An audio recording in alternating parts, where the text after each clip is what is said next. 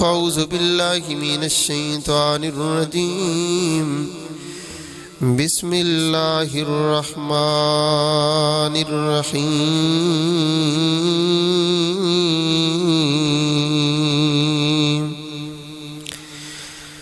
فالصالحات قانتات حافظات للغيب بما حفظ الله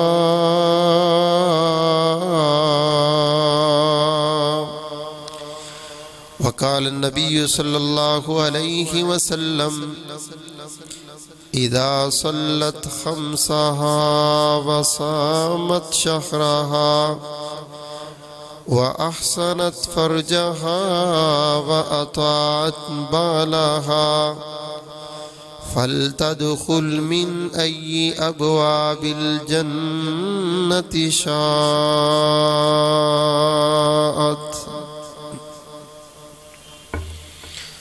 نہایت ہی مختصر حمد و ثنا کے بعد درود و سلام سید الاولین والآخرین امام الانبیاء والمرسلین امام اعظم قائد اعظم امام الانبیاء نجر بطحا زینت کعبہ جناب محمد الرسول اللہ صلی اللہ علیہ وآلہ وسلم کی ذات ببرکات پر ہو۔ دنیا کے اندر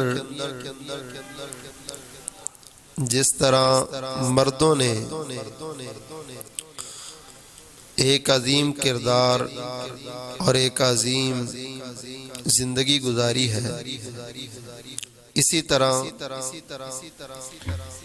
تاریخ اسلام میں خواتین نے بھی با کردار اور بڑی عظیم زندگی گزاری ہے۔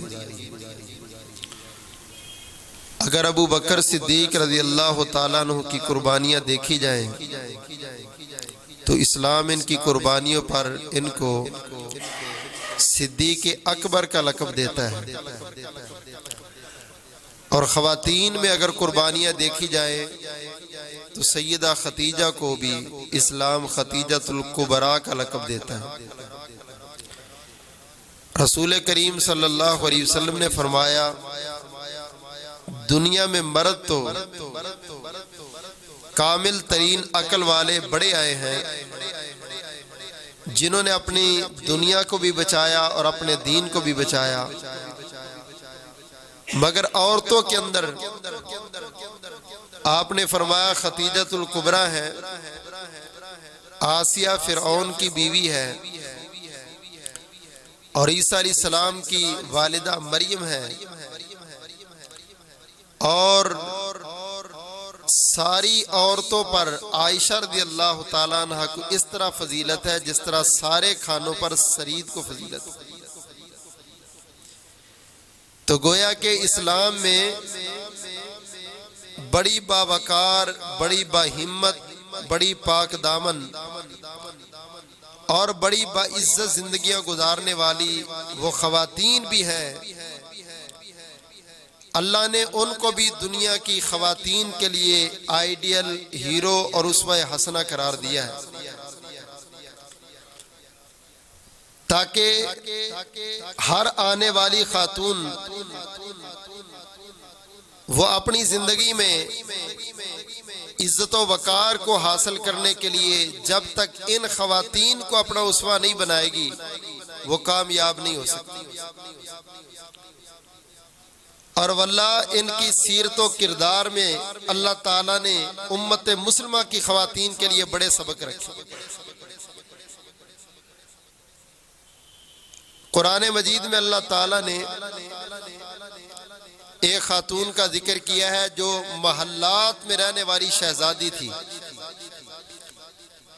اور عام بادشاہ کے گھر میں نہیں، اس بادشاہ کے پاس ہے جس نے دنیا میں اتنا مال کمایا اور دنیا میں اتنے بڑے عہدے پر آیا اور اتنے بڑے اس کے پاس اختیار تھے کہ اس کو غلطی لگی کہ شاید میں ہی رب ہوں۔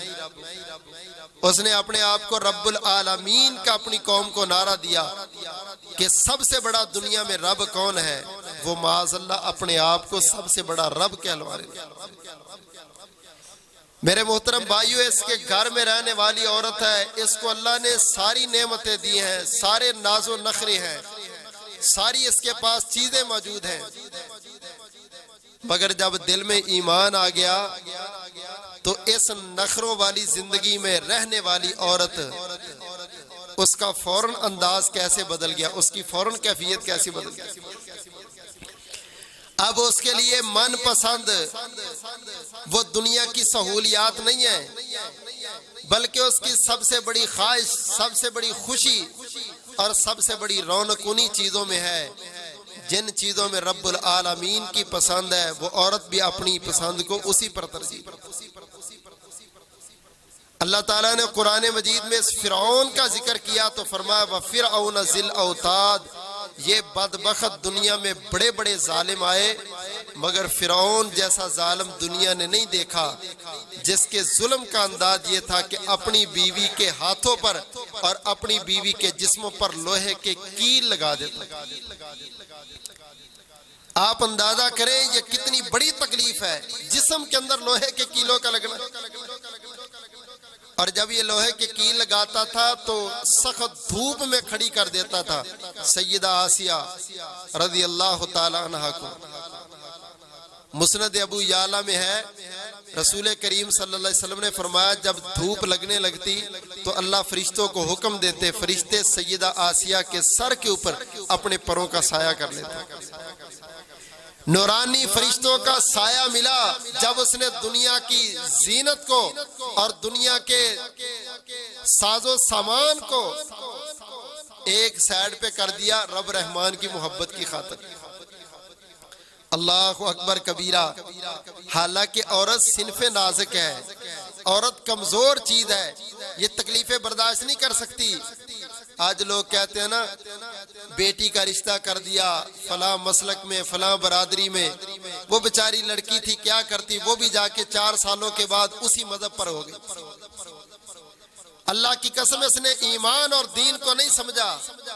اگر دین اسلام اور ایمان کی لذت اس کے دل میں گھر کر جاتی تو دیکھ لو لوہے کی میخیں لگانے والا، جسم کے اوپر بڑے بڑے ہتھوڑوں کے ساتھ لوہے کی میخیں جسم کے اندر گاڑنے والا فرعون سیدہ آسیہ کو ایمان سے تذبذب نہیں کر سکا جب ان کے دل کے اندر ایمان کی محبت پیدا ہوئی۔ اور آپ غور کریں ذرا، امام الانبیاء جناب محمد صلی اللہ علیہ وسلم نے فرمایا خالق کائنات نے ایمان کی نعمت اور لذت نصیب فرمائی، ایسی لذت مل گئی، ایسا ایمان مل گیا، ایسی حلاوت مل گئی۔ سیدہ آسیہ اپنے جو آزوں میں اپنے جسم پر لوہے کی میخوں کو برداشت کرنے کے باوجود جسم کے اوپر جلادوں کے مارنے کی وجہ سے خون نکلتا ہے، جب خون کو دیکھتی درد کی وجہ سے آسمان کی طرف چہرہ اٹھا لیتی۔ میرے پاک نبی امام الانبیاء جناب محمد الرسول اللہ صلی اللہ علیہ وسلم نے فرمایا اللہ ذوالجلال سارے نور کے پردے ختم کر کے جنت کے اندر خوبصورت محل، خوبصورت کوٹھی دکھا دیا کرتے، اور جب سیدہ آسیہ محل اور کوٹھی کو دیکھتی ہونٹوں پر مسکراہٹ آ جاتی، مسکرانا شروع کر دیتی۔ فرعون ظلم و تشدد کی وجہ سے کہنے لگا رک جاؤ جلادو، رک جاؤ، میری محلات میں رہنے والی شہزادی، محلات کے ناز و نخرے برداشت کرنے والی تمہاری ماروں کی وجہ سے، صداؤں کی وجہ سے پاگل ہو گئی ہے۔ اللہ اکبر کبیرہ۔ دیکھو نا جسم سے خون ہے، ہونٹوں پر مسکراہٹ ہے۔ سیدہ آسیہ فرماتی نہیں نہیں فرعون ظالم ایسے جملے نہ کہے، اللہ ذوالجلال نے میری عقل کو بھی سلامت رکھا ہے، میرے ایمان کو بھی سلامت رکھا ہے، عقل بھی ٹھیک ہے، ایمان بھی ٹھیک ہے۔ کہتا ہے بی بی جسم سے خون نکلتا ہے، ہونٹوں پر مسکراہٹ ہو، آنکھوں میں آنسو ہو تو یہ پاگلوں والی علامت ہے، مجھے لگتا ہے اس کا دماغ خراب ہو گیا، پاگل ہو گئی؟ فرمانے لگی نہیں نہیں میں پاگل نہیں، میرا دماغ بھی سلامت ہے، میرا ایمان بھی سلامت ہے۔ اصل میں فرعون تیری ماروں کی وجہ سے، تیرے ظلم و تشدد کی وجہ سے جب میں پریشان ہوتی ہوں، آسمان کی طرف نظر اٹھا کے کہتی ہوں رب ابن لی عندک بیتا فی الجنت، اللہ رب العالمین میں جنت کا سوال کرتی ہوں، اللہ جنت مانگتی ہوں۔ اللہ دنیا میں بڑی تکلیف برداشت کی، بڑی پریشانی کو اٹھایا، بڑی مصیبتوں کو جھیلا، رب العالمین ہر پریشانی کے بعد آرزو یہ تھی دنیا ختم ہو جائے گی، جنت مل جائے گی، جنت مل جائے گی۔ اور رب ابن لی عندک بیتا فی الجنت ونجنی من فرعون، یا رب العالمین میں تجھ سے فرعون سے نجات مانگتی ہوں، اس ظالم گنڈے سے نجات مانگتی ہوں۔ اللہ میں جنت سے پہلے تیرے پڑوس کا سوال کرتی ہوں، میرے مالک میری کوئی خواہش نہیں، دنیا میں سب سے بڑی خواہش یہی ہے اللہ جنت ملے تو جنت بھی تیرے پڑوس میں مل جائے۔ رب ابن لی عندک بیتا فی الجنہ، پہلے رب کا پڑوس مانگا ہے سیدہ آسیہ نے، پھر جنت مانگا۔ یہ اس عورت کی خواہش ہے جو ایک بادشاہ کے گھر میں ہے، ایک وقت کے فرعون کے گھر میں ہے۔ بیبیو یہ اس عورت کی خواہش ہے جو فرعون کے شکنجوں میں پھنسی ہوئی ہے، اس کی بھی خواہش کیا ہے؟ رب ابن لی عندک بیتا فی الجنہ، یا اللہ میں تجھ سے دنیا کی رونقیں نہیں مانگتی، دنیا کی بہاریں نہیں مانگتی، دنیا کی چیزیں نعمتیں نہیں مانگتی، اللہ میں مانگتی ہوں تو صرف یہ مانگتی ہوں اللہ مجھے اپنا پڑوس دے دے، تو یا اللہ جنت کے اندر دے دے۔ جب مومنہ عورت کے دل میں ایمان پیدا ہو جاتا ہے، وہ دنیا کی چیزیں، دنیا کی نعمتیں، دنیا کی خواہشیں، دنیا کا ساز و سامان اس پر نہیں لڑتی۔ بڑی بڑی طلاقیں ہو رہی، وجہ کیا ہے؟ صرف دنیا کا مال، گھروں میں لڑائیاں جھگڑے فتنہ فساد، صرف مسئلہ دنیا۔ نہیں، مومنہ مسلمان عورت کی یہ کیفیت نہیں ہے۔ میرے پاک نبی امام الانبیاء جناب محمد رسول اللہ صلی اللہ علیہ وسلم نے فرمایا فالصالحات قانتات حافظات للغیب بما حفظ اللہ۔ اللہ پاک نے فرمایا لوگو مومنہ عورتوں کا انداز یہ ہے، مومنہ عورتوں کا کردار یہ ہے، وہ نیک بیبیاں، فرما بردار عورتیں، اپنے وجود کی حفاظت کرنے والی، اپنے گھر کی حفاظت کرنے والی، اپنے معاملات کی حفاظت کرنے والی، اللہ اکبر کبیرہ، حافظات للغیب بما حفظ اللہ۔ اللہ فرماتے جب کوئی بھی ان کو دیکھ نہیں ہوتا، جب کوئی بھی دیکھتا نہیں، بھائی نے نہیں دیکھا، خامد نے نہیں دیکھا، باپ نے نہیں دیکھا، جب کوئی بھی نہ دیکھ رہا ہو تو یہ پھر بھی اپنی حفاظت اسی طرح کرتی ہیں جس طرح خامد کی نظر کے سامنے کرتی ہیں۔ بما حفظ اللہ، تقویٰ تو یہ ہے جب چھپ کے حفاظت کی جائے۔ گھر سے نکلے بڑے برقعے پہن کے، جیسے ہی رکشے سے اتری تو سارا برقع پکڑ کے شاپر کے اندر، اور پھر جناب شاپنگ ہو رہی، کوئی نہیں دیکھ رہا، رب رحمان کا کیمرہ ہر وقت تجھے دیکھ رہا ہے۔ مومنہ عورت کا کردار یہ نہیں ہوتا، اور مومنہ تو ترجیح دیتی ہے ہر معاملے میں اپنے رب رحمان کی رضا کو، اپنے رب رحمان کی پسند کو، اور جو اللہ کی پسند کو ترجیح دیتی ہیں اللہ کبھی ان کو دنیا میں ضائع کرتے۔ مسند احمد میں حدیث موجود ہے، میرے پیارے نبی امام الانبیاء جناب محمد صلی اللہ علیہ وسلم معراج کی رات گئے، آسمان کی سیر کی، اللہ ذوالجلال نے جنت بھی دکھائی، جہنم بھی دکھائی، میرے نبی نے بڑے بڑے مناظر دیکھے، بڑی بڑی چیزیں دیکھی۔ آپ فرماتے میں جبریل کے ساتھ ساتھ جا رہا تھا، چلتے چلتے میں ایک محل کے پاس سے گزرا، ایک کوٹھی کے پاس سے گزرا، ایک بلڈنگ کے پاس سے گزرا، میرے پاک نبی صلی اللہ علیہ وسلم نے فرمایا او لوگوں اس کوٹھی کی خوشبوئیں بڑی پیاری تھی، اس گھر سے نکلنے والی خوشبوئیں بڑی خوبصورت تھی۔ میں وہاں پر رک گیا اور میں نے پوچھا جبریل مجھے بتاؤ نا یہ اتنے خوبصورت مکان اور اتنی خوبصورت خوشبو کا مالک کون ہے؟ سید الملائکہ جبریل کہنے لگے اللہ کے نبی صلی اللہ علیہ وسلم جی یہ فرعون کے گھر میں کام کرنے والی بی بی ماشطہ کا گھر ہے۔ فرعون کے گھر میں ان کے بچوں کو سنوارنے والی، کنگھی کرنے والی، عربی میں کنگھی کرنے والی کو کہتے ہیں مشاطہ، تو اس کا نام حدیث میں ماشطہ آیا ہے۔ ماشطہ کا یہ گھر ہے، یہ اس کی کوٹھی ہے۔ اللہ کے نبی یہ فرعون کے گھر میں رہتی تھی، اس کے بچوں کو سنبھالتی تھی، اس کی کنگھی کرتی تھی، اور یہ اس کی بیٹی کی خادمہ ہے۔ اچھا بھائی ہم نے تو یہ سنا ہے کہ فرعون کی اولاد ہی نہیں تھی، کیوں بھی فرعون کی اولاد اس نے موسیٰ علیہ السلام کو لے کے پالا تھا۔ تو یہ بات بھی یاد رکھیں کہ بعض نے کہا ہے کہ فرعون کی اولاد تھی مگر نرینہ اولاد نہیں تھی، یعنی بیٹا کوئی نہیں تھا، اس لیے اس نے موسیٰ علیہ السلام کو پالا اور سانبھا اور اپنے گھر میں رکھا۔ اور بعض مفسرین نے لکھا ہے کہ یہ قرآن مجید نے جو ذکر کیا نا فرعون کی اولاد نہیں تھی، یہ اس وقت کا ذکر ہے جب اولاد نہیں تھی اور اس وقت اس نے موسیٰ علیہ السلام کو لیا۔ جب موسیٰ علیہ السلام کو لے لیا تو اللہ نے کسی اور بیوی سے پھر فرعون کو ایک بیٹی دی جس کے گھر میں یہ خادمہ تھی۔ بہرحال فرعون کی بیٹی تھی جس کی یہ خادمہ تھی۔ رسول کریم صلی اللہ علیہ وسلم جبریل سے پوچھتے ہیں جبریل یہ اتنا خوبصورت خوشبودار معطر گھر کس کا ہے؟ آپ نے فرمایا اللہ کے نبی یہ بی بی ماشطہ کا ہے، فرعون کی بیٹی کے سر میں کنگھی کرنے والی، اس کو بنانے سنوارنے والی۔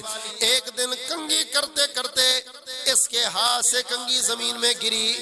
نیک بیبیاں قدم قدم پہ بسم اللہ پڑھتی ہیں، بات بات پہ بسم اللہ پڑھتی ہیں، بچہ گر جائے بسم اللہ، چیز گر جائے بسم اللہ، برتن کو ڈھانپنا ہے بسم اللہ، آٹا گوندنا ہے بسم اللہ، ہر کام میں بسم اللہ کی عادت بن جاتی ہے۔ محبوب پیغمبر جی یہ بی بی ماشطہ نے کنگھی اٹھائی اور کہتی بسم اللہ۔ جب اس نے بسم اللہ پڑھا تو فرعون کی بیٹی کہتی ہے یہ تو نے کس کا نام لیا؟ کون ہے اللہ؟ کون ہے رب؟ کون ہے اللہ؟ وہ کہنے لگی اللہ وہ ہے جو تیرا بھی خالق ہے، میرا بھی خالق ہے اور ساری کائنات کا خالق ہے۔ الحمدللہ رب العالمین، کائنات کی ساری کائنات کا پالنہار ہے وہی رب العالمین ہے۔ کہتی اچھا تو میرے باپ کو نہیں مانتی؟ اس نے کہا تیرا باپ بھی انسانوں کی طرح ایک انسان ہے، رب تو نہیں۔ کہا پھر میں اپنے ابو کو بتاتی ہوں۔ کہا بتا لے۔ اس نے فرعون کو کہا تیرے گھر میں رہنے والی بھی تجھے نہیں مانتی۔ اچھا بلایا اس کو، کون ہے بھائی تیرا رب؟ اس نے کہا جو زمین و آسمان کا رب ہے، جو ساری کائنات کا رب ہے۔ واہ ماشطہ تیری عظمت، تو فرعون کے سامنے بھی عقیدے پر ڈٹ گئی۔ اپنی بچیوں کی تربیت کرو، ایسی تربیت کرو یہ کٹ جائے مگر عقیدے سے نہ پھر۔ یہ کیسی بات ہے؟ جس کے گھر میں گئے ویسی ہو گئے۔ ڈی بلاک کا میں ایک گھر جانتا ہوں جن کا پورا گھر ہی دین پڑھنے کے بعد اس طرف چلا گیا جو نبی کو ہی نہیں مانتا، پورا گھرانہ اس کو میں جانتا ہوں۔ لو جی بڑی کوشش کی، ان کو کہا ہمارے ساتھ ملاقات تو کرواؤ، بٹھاؤ تو سی سمجھاتے، قاری صاحب کوئی فائدہ نہیں، کوئی فائدہ نہیں۔ اللہ کے لیے ابتدا سے ہی ان کو نیک لوگوں کی مجلس میں بٹھاؤ، ان کے عقیدے کی اصلاح کرو۔ یہ چھوٹی بات نہیں، کائنات کا سب سے بڑا خسارہ یہ ہے جس کی اولاد کا عقیدہ خراب ہو۔ اپنے بچوں کو ڈاکٹر، انجینئر، وکیل، جج ضرور بناؤ مگر پہلے پکا سچا عقیدے کا ٹھوس مسلمان بناؤ۔ تیرے بچے کا، تیری بچی کا اسلام ایسا ہو دنیا کے کفر کا بادشاہ بھی سامنے کھڑا کر کے پوچھے تو وہ اپنے عقیدے سے ڈگمگائے نا۔ سیدہ ماشتہ کہنے لگی فرعون میرا رب زمین و آسمان کا مالک ہے، رب العالمین ہے، جس کا تعارف یہ ہے اللہ لا الہ الا هو الحی القیوم لا تاخذہ سنۃ ولا نوم۔ زمین و آسمان میں اکیلا ہی زندہ رب العالمین ہے، اللہ کو نیند بھی نہیں آتی، اللہ کو اونگ بھی نہیں آتی۔ یہ جتنے سونے والے ہیں یہ معبود نہیں ہے، یہ جتنے سونے والے ہیں یہ رب نہیں ہے۔ رب وہ ہوتا ہے جس کو نیند آنا تو دور کی بات ہے، اونگ بھی اس کو نہیں آیا کرتی۔ اتنا عظیم میرا رب ہے۔ اچھا کہتا میرے علاقے میں رہ کے، میری بادشاہت میں رہ کے تو مجھے ہی نہیں مانتی۔ اس فرعون نے آرڈر دیا کہ تانبے کی دیگ لے کے آؤ اور اس کو آگ پر گرم کرو۔ اے اللہ کے بندو، جائز بات پر کمپرومائز کر لیا کرو۔ فرعون نے ناجائز بات پر کمپرومائز نہیں کیا، جو اس کے نزدیک ناجائز تھی اور جو جائز بات تھی اس پر بھی اس نے کمپرومائز نہیں کیا۔ کہتا ہے موسیٰ کو پکڑو، کہیں یہ ہماری قوم کو بگاڑ نہ دے، یہ فساد برپا کرتا پھرتا۔ 70,000 بچے کا قاتل فرعون، اور فسادی کس کو کہتا ہے؟ موسیٰ علیہ السلام۔ اپنی نظر اور عقل کے زاویے جب ٹیڑھے ہو جاتے پھر بندے کو ہر بندہ ہی گندا نظر آتا۔ خود جیسا مرضی ہو، اس کی نظر میں پھر دوسرا بندہ ٹھیک نہیں ہے۔ امام الانبیاء جناب محمد الرسول اللہ صلی اللہ علیہ وسلم نے فرمایا، اس نے ایک بچے کو پکڑا، سیدہ ماشتہ کے ایک بچے کو دیگ میں ڈالا، بیچارہ جھلس گیا، دوسرے کو ڈالا جھلس گیا، تیسرے کو ڈالا جھلس گیا۔ میرے پاک نبی صلی اللہ علیہ وسلم نے فرمایا، دودھ پیتا بچہ جس کو بی بی ماشتہ نے اپنے سینے کے ساتھ لپیٹا ہوا، اپنی چادر میں لیا ہوا، تاکہ یہ بچہ بچ جائے، یہ بچہ میرا محفوظ رہ جائے۔ اللہ اکبر کبیرہ۔ فرعون کہتا ہے اس کی چادر اتارو اور اس بچے کو بھی کھینچو ذرا۔ اس کے کرندوں نے، ظالموں نے اس دودھ پینے والے شیرخوار بچے کو بھی ماں کے سینے سے اتارا اور اس طرح سے پھینکا۔ میرے پیارے نبی نے فرمایا تقاصعت من اجلہ، جب اس بچے کو پھینکا تو اس طرح کر کے ڈول گئی ماشتہ اور اس کے پاؤں کپ کپا گئے۔ زندہ جلنے سے پہلے ہی بی بی ماشتہ اسی وقت جل گئی۔ جب اپنے بچے کو دیگ میں گرتے دیکھا، اللہ اکبر کبیرہ، بڑی دکھ آیا، بڑی پریشانی آئی، بڑی تکلیف آئی۔ اس غم اور پریشانی میں اپنے بچے کو جب دیگ میں جاتے دیکھا تو بی بی کی آنکھوں میں آنسو آ گئے اور چیخ نکل گئی۔ فرعون کہتا اب بھی موقع ہے سمجھنے کا، اب بھی موقع ہے۔ اچھا اگر نہیں سمجھتی تو کوئی آخری خواہش ہے تو بتا لے۔ میرے پاک نبی صلی اللہ علیہ وسلم نے فرمایا، اس بی بی نے اور کوئی جملہ نہیں کہا اور کوئی بات نہیں کی، اپنے غم کی ایک ہی بات سامنے رکھی، کہنے لگی فرعون تو وقت کا بادشاہ ہے، تو جو چاہے کر سکتا ہے، میں اپنے دین اور عقیدے سے پھروں گی نہیں، بس میری آخری خواہش کا خیال رکھنا، ان تجمع عظامی و عظام ولدی فی صوب واحد۔ او فرعون تو میری اور میرے بچوں کی ہڈیوں کو دفن ایک جگہ پہ کر دینا۔ تو نے اپنا جو ظلم کرنا تھا کر لیا، زندگی میں تو نے میرے بچوں کو مجھ سے جدا کر دیا، میری اور میرے بچوں کی ہڈیاں نا ایک ہی کفن میں رکھ کے دفن کرنا۔ اتنا جملہ کا ہے تو اس نے بچے کو پھینک دیا۔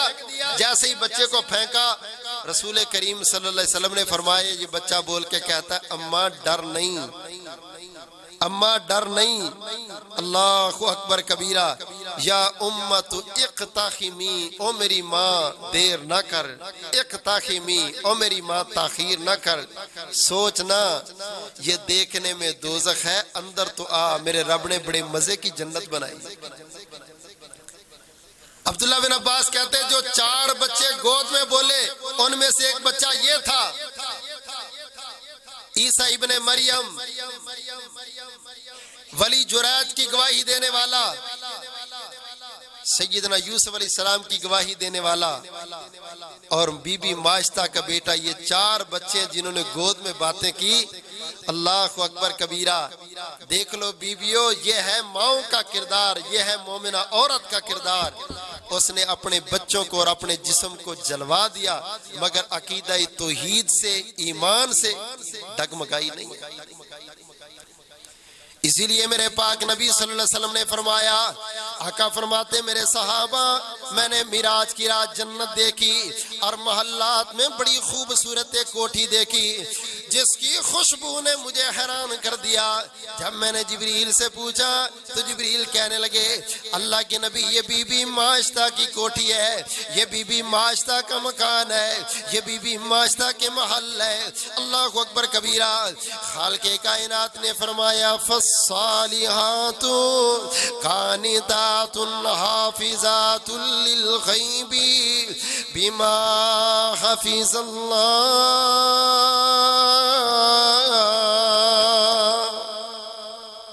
مومنہ عورتوں کا یہ کردار ہے جو بڑی نیک ہوتی ہیں، فرما بردار ہوتی ہیں، اپنے وجود کی بن دیکھے حفاظت کرنے والی ہوتی ہیں۔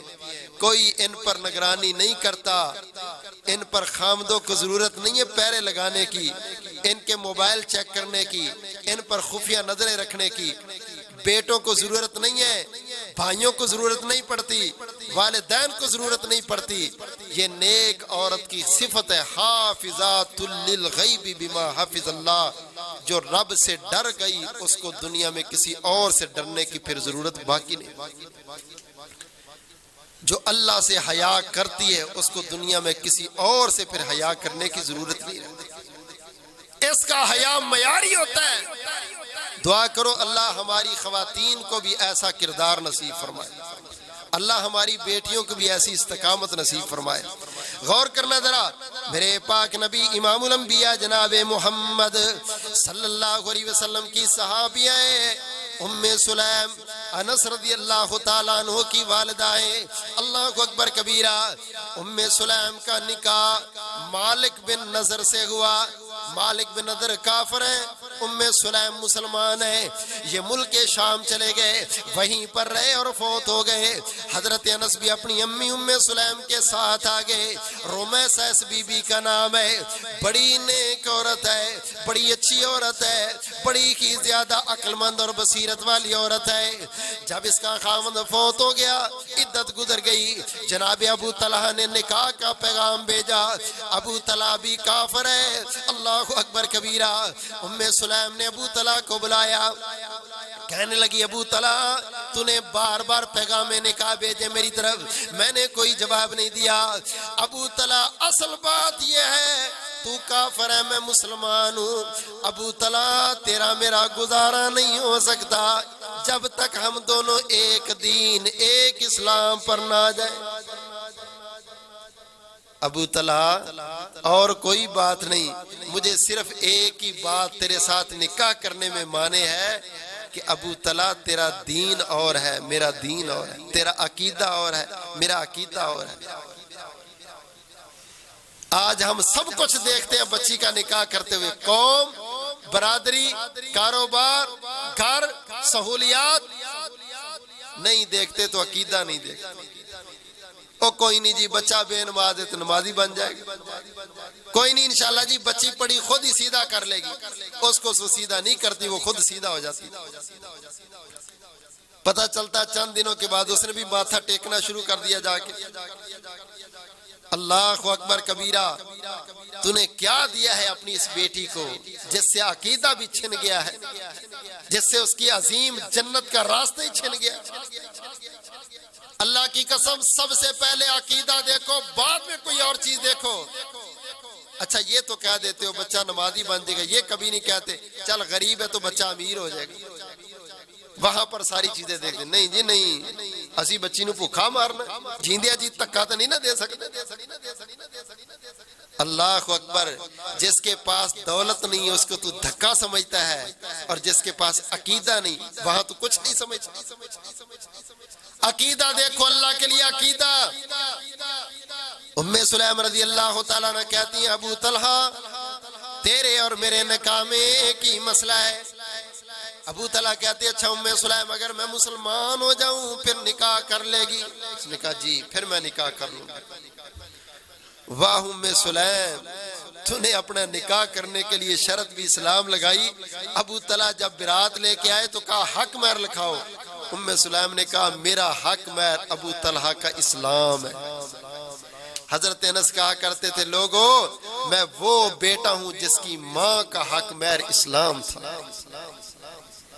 عرب کے لوگ بڑے بڑے پیسے مانگتے تھے حق مہر میں، اور سب سے بڑا مشکل کام حق مہر ادا کرنا ہوتا تھا۔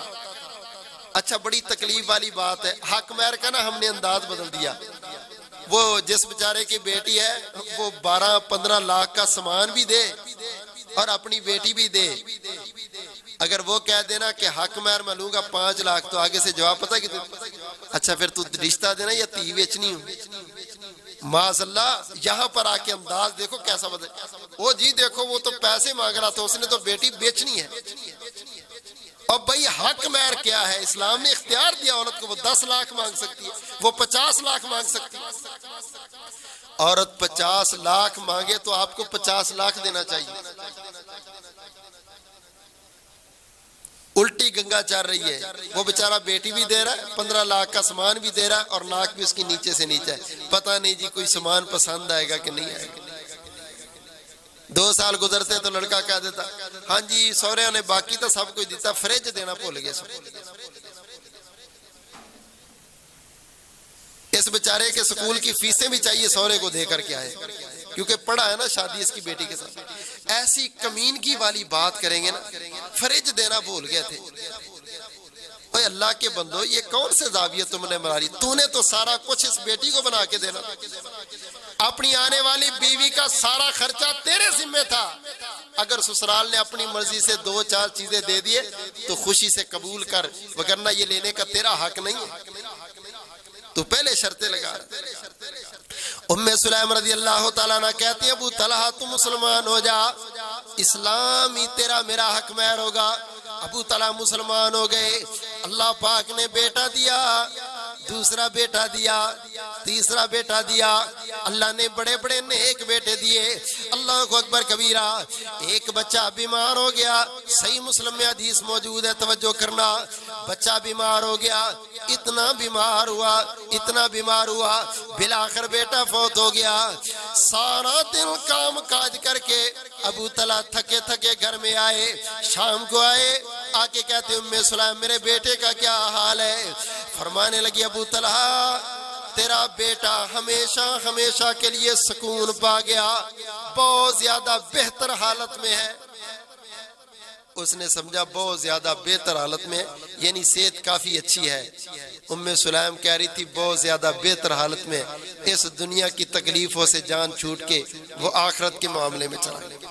کھانا کھلایا، سو گئے، رات کو اٹھے تو کہنے لگی ابو طلحہ کسی گھر والوں نے کے پاس کوئی چیزیں رکھائی تھی امانتاً، تو اب 2-4 سال گزرنے کے بعد ان سے وہ امانت مانگنے کے لیے جائیں کہ بھئی وہ چیز ہماری واپس دے دو، تو ان کو واپس دینی چاہیے یا آگے سے چوچنا کرنا چاہیے؟ کہا نہیں جی نہیں، جو چیز عاریتاً دی ہے وہ واپس دینی چاہیے ان کو، اس پر کوئی بات نہیں کرنی چاہیے۔ کہا تو اگر وہ دیتے ہوئے احسان جتلائیں یا کوئی باتیں کریں؟ کہا یہ تو بڑی بری بات ہے۔ کہا اچھا اللہ نے جو ہمیں بیٹا دیا تھا نا وہ اللہ نے واپس لے لیا، رب کی امانت تھی، رب نے واپس لے لی۔ سمجھانے کے انداز دیکھ لیں، صبر کا پیمانہ دیکھ لیں ذرا۔ رسول کریم صلی اللہ علیہ وسلم کے پاس ابو طلحہ پریشان آ گئے، غم زدہ ہے، بڑا غصہ ہے۔ اللہ کے نبی دیکھ لو ام سلیم نے کیا کیا، یہ آپ کی صحابیہ ہے، محبوب میرا بچہ فوت ہو گیا، میت گھر میں کونے میں پڑی رہی ہے، اس نے مجھے بتایا ہی نہیں، میں نے کھانا بھی کھایا، اپنی بیوی کے ساتھ رات بھی گزاری۔ میرے پاک نبی صلی اللہ علیہ وسلم نے فرمایا اچھا ابو طلحہ پریشان نہ ہو، میں اللہ سے دعا کرتا ہوں اللہ تجھے بیٹا بھی دے گا اور بیٹوں کو نیک بھی بنائے گا۔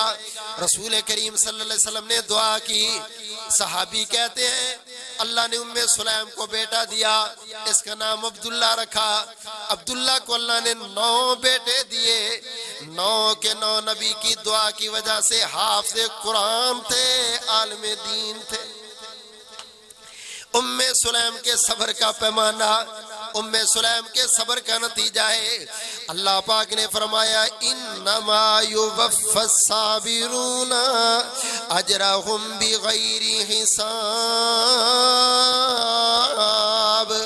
کائنات والو، اللہ صبر کرنے والوں کو پورا پورا اجر دیتے ہیں۔ ان اللہ مع الصابرین، اور اسی لیے خالق کائنات نے فرمایا فالصالحات قانتات حافظات للغیب بما حفظ اللہ۔ او لوگوں، نیک بیویوں کی یہ عادت ہے، نیک عورتوں کی یہ خوبی اور خصلت ہے، اپنے جسم کی حفاظت کرنے والی، نیکیاں کرنے والی، خامدوں کی تابعداری اور فرما برداری کرنے والی، حافظات للغیب بما حفظ اللہ، ان کو کوئی بھی نہ دیکھتا ہو، یہ پھر بھی اپنے اللہ کی وجہ سے اپنے جسم کی حفاظتیں کرتی ہیں۔ پہلی با کردار عورت سیدہ آسیہ ہے۔ میری بیٹیوں، میری بہنوں، میری ماؤں، یہ سیدہ آسیہ کا کردار تیرے لیے اسوہ حسنہ ہے۔ دوسری با کردار خاتون بی بی ماشطہ ہے، جن کی جنت میرے نبی نے اپنی آنکھوں سے آ کے بشارت دی۔ لوگوں، ایک ملازمہ کی میں جنت دے کے آیا ہوں۔ رب نہیں دیکھتا عہدوں کو، اللہ کردار اور عمل کو دیکھتے ہیں۔ یہ ام سلیم ہے جس بیچاری کا سب کچھ لٹ گیا، ایک بیوہ عورت تھی، مگر اس کے کردار نے دیکھ لو انس کی نسل اور انس کے خاندان کو 4 چاند لگا دی۔ اللہ اکبر کبیرہ۔ ایک اور با کردار عورت ہے، رسول کریم صلی اللہ علیہ وسلم کی صحابیہ، ان کا نام ہے اسماء بنت ابی بکر، ابو بکر کی بیٹی ہے، عائشہ رضی اللہ تعالیٰ عنہ کی بہن ہے، زبیر بن عوام کی یہ بیوی ہیں۔ مدینے کے اندر سب سے پہلے جو بچہ پیدا ہوا نا، یہ ان کے ہاں عبداللہ پیدا ہوا۔ یہودیوں نے ایک جملہ کہہ دیا کہ ہم نے مسلمانوں پر جادو کر دیا، مسلمانوں کے ہاں نسل نہیں ہوگی، ختم ہوگی ان کی نسل، اور یہ واقعتاً جادوگر تھے۔ تو اللہ نے مدینہ میں سب سے پہلا بیٹا اسماء کو دیا، عبداللہ۔ ان کے والد زبیر نے نا مٹھائی پکڑی اور جا کے یہودیوں کے قبیلے میں اعلان کیا کہ آ کے مٹھائی کھا لو، تمہارا جادو ٹوٹ کے اللہ نے مسلمانوں کو پہلا بیٹا دیا۔ یہ اسماء، آپ حیران ہوگے، رسول کریم صلی اللہ علیہ وسلم نے نا جب یہ مدینہ میں آئے تو ان کو کہا تم قبیلہ بنو نذیر کے جو قبیلہ کا محلہ ہے نا، اس کے اندر گھر خریدو، اور ان کو وہاں پر گھر لے کے دیے یہودیوں کے قبیلے میں۔ اللہ کے نبی ہم ادھر رہیں گے، فرمایا ادھر رہو گے۔ اسماء میں جانتا ہوں زبیر بھی بڑا عظیم ہے، اسماء تو بھی بڑی عظیم ہے، تم دونوں کو میں اس محلے میں گھر لے کے دیتا ہوں، اور تمہارا ٹارگٹ ہے ان یہودیوں کو مسلمان کرنا۔ ایک وقت تھا جب مسلمانوں کا ایک گھر پورے محلے پر ہیوی ہوتا تھا۔ افسوس ہے آج تیرے کئی گھر ہوں اور تیرے کردار سے لوگ اتنے بدظن ہو جاتے ہیں، وہ کہتے ہیں اگر یہ اسلام ہے تو ہم دوسری ٹھیک، اور لوگ مرزائیوں کی تعریفیں کرتے ہیں، قادیانیوں کی تعریفیں کرتے ہیں صرف ان کی زبان کی وجہ سے۔ نہیں مسلمان، تیرا بھی بڑا کردار تھا۔ اسماء رضی اللہ تعالیٰ عنہ کہتی ہیں ہم نے بڑا دعوت کا کام کیا اور بڑا کردار سے متاثر کیا۔ اب زبیر بن عوام رضی اللہ تعالیٰ عنہ رسول اللہ صلی اللہ علیہ وسلم کے ساتھ نا ایک جہاد پہ چلے گئے، غزوے میں چلے گئے، تو میں گھر میں اکیلی تھی اور میری بچی تھی چھوٹی سی ختیجہ رضی اللہ تعالیٰ عنہ۔ بھوک بڑی ہمیں لگی اور ہمارے گھر میں کوئی راشن نہیں، سارا راشن ختم ہو گیا۔ پڑوسیوں کے گھر میں یہودن نے نا ایک بکری ذبح کی اور ہنڈیا پکائی، اور اس کے اندر وہ بکری پکا رہی تھی، اس کی بڑی خوشبوئیں آ رہی۔ تو کہتی میں نے بڑا برداشت کیا، بالآخر میں رہ نہ سکی تو میں نا ان کے گھر چلی گئی، اور میں نے ان کو جا کے کہا مجھے آگ چاہیے، چولہے کے لیے تھوڑی سی آگ دے دو، حالانکہ مجھے آگ کی ضرورت ہی نہیں تھی۔ تو میں نے کہا میں جاؤں گی، ہمارے ہی بڑی یہ حیا کرتے، تو وہ مجھے کہے گی بیٹھ جا اسما کھانا کھا کے جائی، تو میں کھانا کھا کے جاؤں۔ اس یہودی نے نا مجھے صلح نہیں ماری اور اس نے مجھے صرف آگ دے دی، میں آگ لے کے واپس آ گیا۔ جب واپس آ گئی تھوڑی دیر بیٹھی رہی تو اس کی خوشبو نے مجھے پھر پریشان کیا اور میں رہ نہ سکی، میں پھر چلی گئی۔ میں نے کہا وہ آگ بجھ گئی اور آگ دے دو، ابھی یہودن مجھے صلح مار لے گی، ابھی کھانا دے دے گی۔ تو کہتی میں پھر گئی تو یہودن نے پھر مجھے آگ ہی دے دی، پھر نہ مجھے کھانے کی صلح۔ تیسری دفعہ پھر میرے دل میں خواہش اٹھی اور میں رہ نہ سکی، پھر میں چلی گئی۔ تو یہودن نے نا تیسری دفعہ بھی مجھے آگ ہی دے دی، اس نے مجھے کھانا نہیں دیا اور میں گھر آ گئی تو زاروں قطار مجھے رونا آیا کہ آج یہ وقت بھی آنا تھا، میرا خاوند میدان جہاد پہ گیا ہے۔ وضو کیا، 2 رکعت نماز پڑھی اور مصلی پہ بیٹھ کے کہتی یا اللہ میرا خاوند میدان جہاد پہ گیا ہے اور میں کسی سے مانگ نہیں سکتی، یہ دن بھی آنا تھا تیری نبی کی صحابیہ یہودن کے گھر گئے اور 3 دفعہ واپس آ گئے۔ ابھی مصلی سے نہیں اٹھی کہ دروازہ بجا۔ اللہ اکبر کبیرہ۔ وہ یہودن کا خامد گھر میں آیا اور اس نے آ کے کہا کہ ابھی کون عورت آئی تھی؟ اس نے کہا وہ عرب کی اسماء آئی تھی۔ کہا اس کو کھانا دیا؟ اس نے کہا نہیں۔ کہتا اللہ کی قسم میں اس کو منہ بھی نہیں لگاؤں گا جب تک تو اس کو کھانا نہیں دے کر کے آئیں گے۔ اس نے بڑا برتن بھرا اور جا کر کے اسماء رضی اللہ تعالیٰ کہتی ابھی میں مصلی سے اٹھی نہیں تھی کہ یہ یہودن میرا دروازہ بجا بجا کے کہہ رہی تھی اسماء بات تو سنو، اسماء بات تو سنو۔ میں حیران رہ گئی، میرا رب اپنی بندیوں کی لاج اس طرح رکھا۔ میرے بھائیوں واللہ بڑا کردار تھا ان ماؤں کا، ان بہنوں کا، جنہوں نے زندگی میں رب سے لو لگائی ہے۔ میرے اللہ نے پھر اوروں کے دروں پہ ان کو دھکے نہیں دیے۔ اللہ تعالیٰ سے دعا کرتے ہیں اللہ ان پاک دامن بیویوں کے کردار اور سیرت کو اپنانے کی توفیق عطا فرمائے۔